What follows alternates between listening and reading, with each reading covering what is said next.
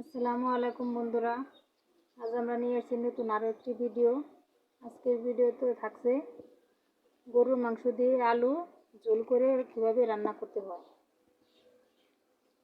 এখন আমরা রান্না করার জন্য 4 থেকে 5টি পেঁয়াজ কুচি করে নিয়েছি, এটা দেবো এখানে। আর নিয়েছি 2টো টমেটো, এরপর দেব 3 টেবিল চামচ আদা রসুন বাটা। আদা রসুন একসাথে আমি ব্লেন্ডার করে রেখেছিলাম, ওগুলাই 3 টেবিল চামচ দিয়ে দেব। আর দেব হলুদের গুঁড়া 1 টেবিল চামচ। আর দেব শুকনো মরিচ 2 টেবিল চামচ।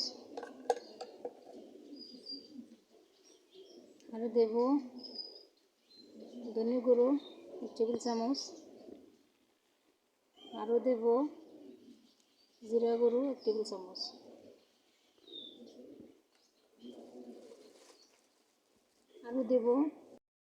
আরও দেব গরম মশলা গুঁড়ো 1 চামচ।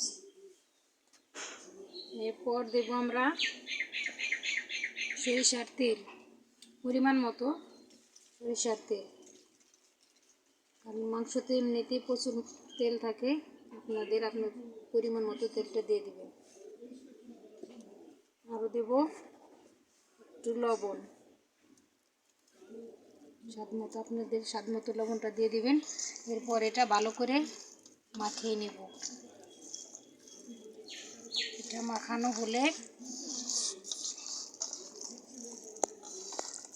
মাখানো হলে আমরা 10 থেকে 15 মিনিট ঢাকনা দিয়ে ঢেকে রেখে দেব। ঢাকনা দিয়ে ঢেকে রেখে দিলে মশলাগুলো মাংসর গায়ে ভালো করে বসে যাবে এবং খেতে অনেকটা ভালো লাগবে।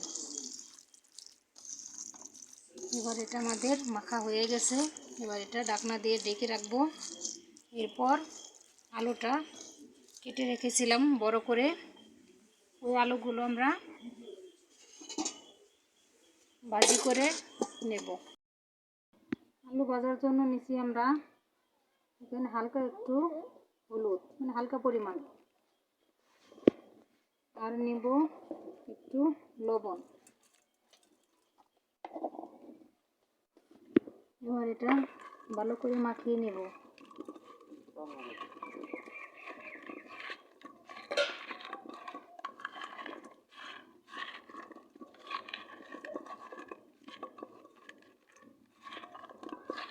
মাখানো হয়ে গেছে, এবার আমরা এটা তেলে ভাজবো।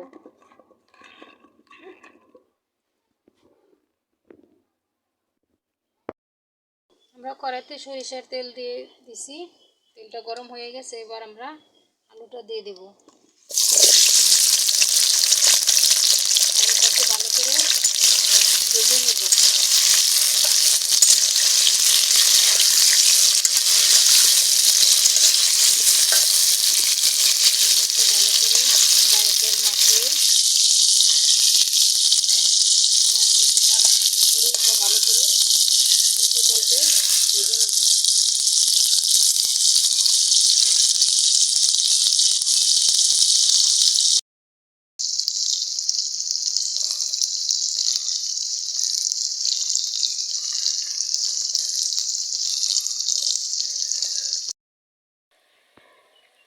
এবার এটা আমাদের ফ্রাই হয়ে গেছে, উল্টে পাল্টে দিলাম, সুন্দর ভাজা হয়ে গেছে, সুন্দর একটা কালার চলে আসছে।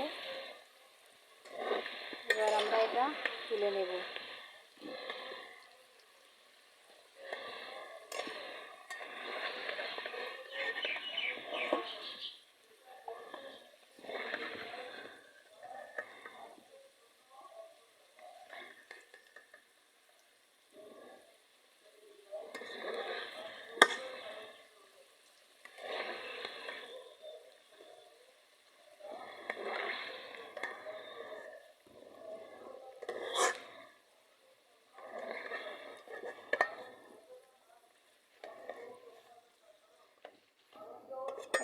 তুলে নেওয়া হয়ে গেছে।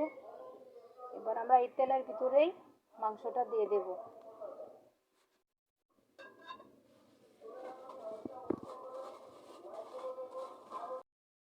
তেলে আমরা দেব 3টি তেজপাতা ও এলাচ, লবঙ্গ, এগুলো কয়েকটা দিয়ে দেবো এখানে ফোড়নের জন্য।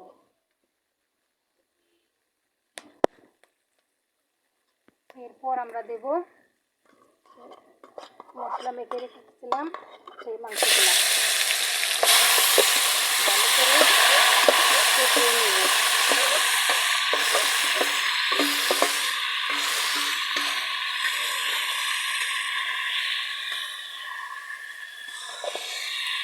এবার মাংসটাকে ভালো করে উল্টে পাল্টে এটাকে কষিয়ে নেব।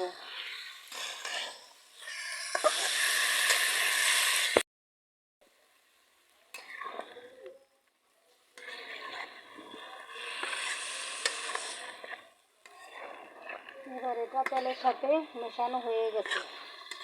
এখন আমরা প্রায় 10-15 মিনিটের মতো এটা ঢাকনা দিয়ে ঢেকে মাঝে মধ্যে নাড়া দিয়ে এটা ভালো করে কষিয়ে নেব। এবার আমরা ঢাকনা দিয়ে ঢেকে দেব। এবার আমরা ঢাকনা খুলে এটা ভালো করে নেড়ে দেবো, নিচে যেন না লেগে যায়। কত সুন্দর কালার চলে আসছে, অনেকটা গ্রাম বের হচ্ছে।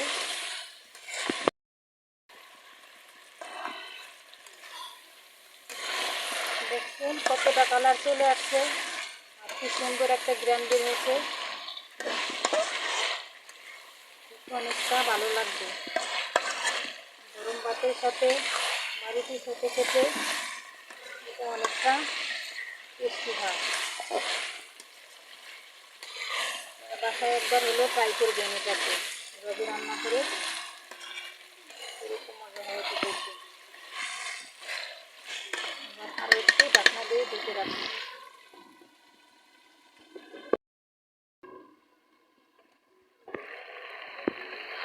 এবার এটা কষানো হয়ে গেছে। এবার আমরা এখানে দিয়ে দেব ভেজে রাখা আলু।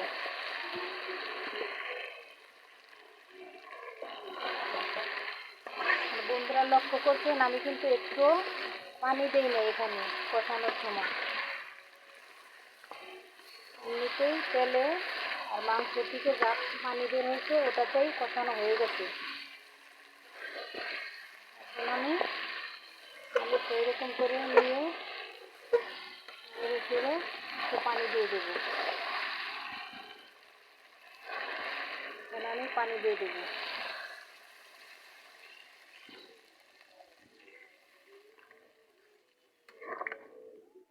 এখানে আরও একটু পানি লাগবে।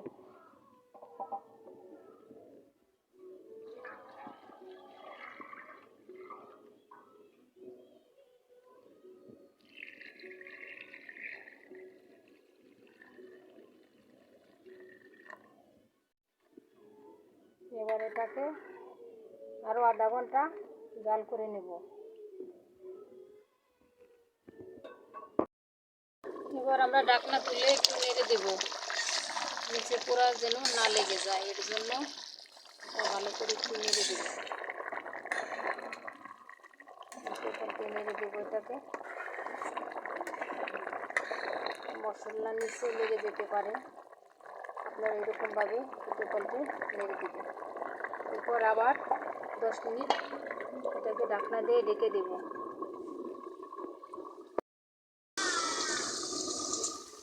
এটা ঢাকনা খুলে দেখি, এবার এটা হয়ে গেছে। ঝোল ঝোল রাখার জন্য আমাদের এটা হয়ে গেছে। ঝোল ঝোল রাখবো, এর জন্য এই পরিমাণে হবে। মাংসটাও সিদ্ধ হয়ে গেছে। এবার আমাদের এটা হয়ে গেছে আলু দিয়ে গরুর মাংসের ঝোল। ঝোল ঝোল রাখবো, এর জন্য আমি ঝোল ঝোল রাখলাম। চাইলে আপনাদের ইচ্ছে মতো ফুটিয়ে ফেলতে পারেন। যেহেতু এটা আমি ঝোল ঝোল করে রান্না করব, তাই একটু আমি ঝোল রাখলাম। এবার এটা আমি নামিয়ে নেব। এবার হয়ে গেছে আমাদের এটা ঝোল আলুর গরুর মাংস রান্না। দেখেন কত সুন্দর হয়েছে। আপনারা ইচ্ছা করলে রুটি বা গরম ভাতের সাথে এটা খেতে পারেন।